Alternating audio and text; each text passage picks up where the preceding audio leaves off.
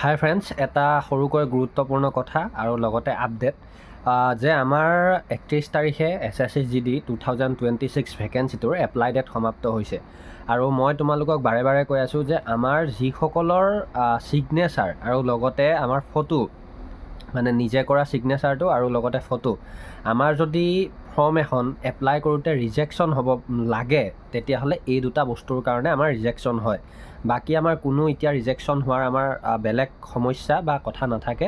যদি কিবা নাম ঠিকনা কিবা কিবি ভুল থাকে, তেতিয়াহ'লে তোমালোকে সেইখিনি ডকুমেণ্টছ ভেৰিফিকেশ্যনৰ টাইমত, মানে যেতিয়া তোমালোকৰ মেডিকেল হ'ব, তেতিয়া তোমালোকে ঠিক কৰি ল'ব পাৰিবা। বা লগতে যদি তোমালোকৰ ইটোৰ লগত সিটো মিল নাথাকে, তেতিয়াহ'লে তোমালোকে কোৰ্ট এফিডেভিট কৰিব পাৰিবা।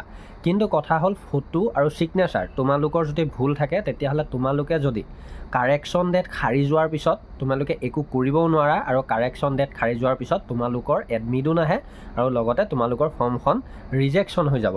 গতিকে তোমালোকক মই এটা কথা এই ভিডিঅ'টোতে কওঁ, যিসকল নতুন কেণ্ডিডেট বা পুৰণা কেণ্ডিডেট, তোমালোকে এপ্লাই টাইমত যিটো ইমেইল ID দিছা, মানে কিছুমানে কি কৰে, নিজৰ ইমেইল IDটো নিদিয়ে বা গমো নাপায় যে কাৰ ইমেইল ID দিছে কি কথা।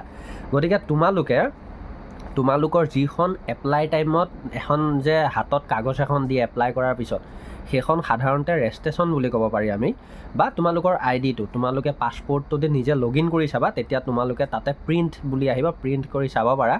সেইখনত তোমালোকৰ ইমেইলটো থাকিব, আৰু সেই ইমেইলটো তোমাৰ নিজৰ আছিল নে তোমালোকৰ কম্পিউটাৰ দোকানীজনে দি দিছে, তোমালোকে চাবা।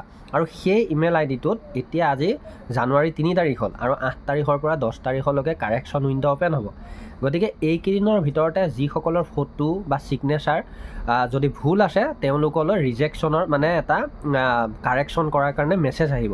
গতিকে সেইসকল কেণ্ডিডেটক কওঁ যে যিসকলৰ যদি জেনেৰেল মেছেজত হওক বা ইমেইলত হওক তোমালোকৰ তেনেকুৱা যদি মেছেজ আহিছে, তেতিয়াহ'লে মোৰ ইনষ্টাগ্ৰামৰ লিংক তলত থাকিব, তোমালোকে মোক জনাবা, আৰু লগতে কমেণ্টত হ'লেও জনাই দিবা, আৰু তেতিয়া মই কথা পাতিম আৰু কি কৰিব লাগে মই জনাই দিম ধুনীয়াকৈ, যিসকলে নাজানা।